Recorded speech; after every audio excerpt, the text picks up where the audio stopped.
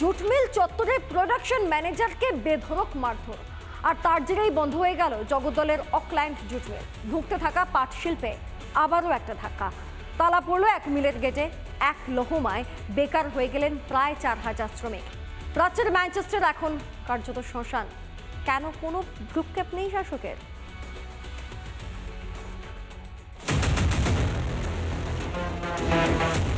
একদিকে বাংলার শিল্পের ভাড়ে মা ভবানী, তারই মাঝে বন্ধ হলো আরো এক জুট মিল।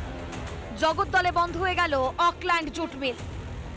এবার বন্ধ হয়ে গেল অকল্যান্ড জুট মিল, আর যে জুট মিলের প্রায় 4000-এর উপরে কর্মী যারা ইতিমধ্যেই কর্মহীন হয়ে পড়েছে। মূলত মালিক পক্ষ এবং শ্রমিক পক্ষের সঙ্গেই বিবাদ। শনিবার সকালে নিত্যদিনের মতোই খোলে জুট মিল। মিলের শ্রমিকেরা কাজেও আসেন।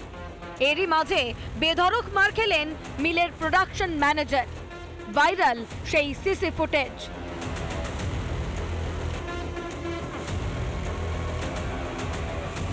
মারধরের ঘটনার পরেই তালা পড়ে যায় অকল্যান্ড জুট মিলে। নিয়ে বন্ধ হচ্ছে আমরা তো জানি না, আমরা সিলাই ডিপার্টে কাজ করি। কি বললো? বললো কি মিলটা বন্ধ। কাজ করতে করতে হঠাৎ শুনলাম কি ঝামেলা হচ্ছে গেটে। এখন আমাদের কন্ট্রাক্টর যে আছে সে বললো যে আপনারা বন্ধ করে বেরিয়ে যান, কারণ মিল বন্ধ হয়ে গেছে, ভেতরে ইলেকট্রিসিটি কেটে দিয়েছে। জুট মিলের ভিতর এই গুন্ডাগিরিতে নাম জড়িয়েছে তৃণমূলের শ্রমিক সংগঠনের। ইতিমধ্যেই আহত রাজীব ঠাকুরকে গুরুতর আহত অবস্থায় হাসপাতালে ভর্তি করা হয়েছে। অভিযুক্তকে গ্রেফতার করেছে জগদ্দল থানার পুলিশ। এক লহমায় প্রায় 4000 মানুষ কর্মহীন। ঘটনায় শাসক দলকে নিশানা বিজেপি।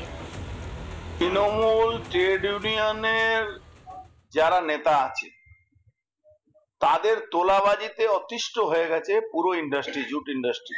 পশ্চিম বাংলা মমতা ব্যানার্জি সরকার একদম খুব চিন্তা ভাবনা করে জুট ইন্ডাস্ট্রিটাকে নষ্ট করে। ঘটনায় দায় এড়ানোর মরিয়া চেষ্টায় মেতেছে রাজ্যের শাসক দল। তৃণমূল বলে এখন সবাই তৃণমূল, এইভাবে ব্যাখ্যা করবেন না। বলুন কোনো শ্রমিককে মেরেছে?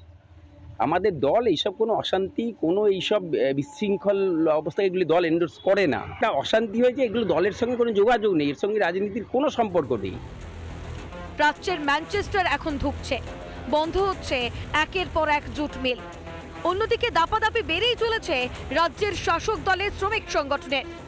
কতদিন এই গাজোয়ারি রাজনীতির ফল ভুগবে আমজনতা? উত্তর 24 পরগনা থেকে টিটপ বিশ্বাস, রিপাবলিক বাংলা। নানা ধরনের কন্টেন্ট দেখার জন্য লাইক করুন, শেয়ার করুন আমাদের ফেসবুক পেজ, সাবস্ক্রাইব করুন আমাদের ইউটিউব চ্যানেল। পাশাপাশি অন্যান্য ব্রেকিং নিউজের জন্য অবশ্যই চোখ রাখুন রিপাবলিক বাংলায়।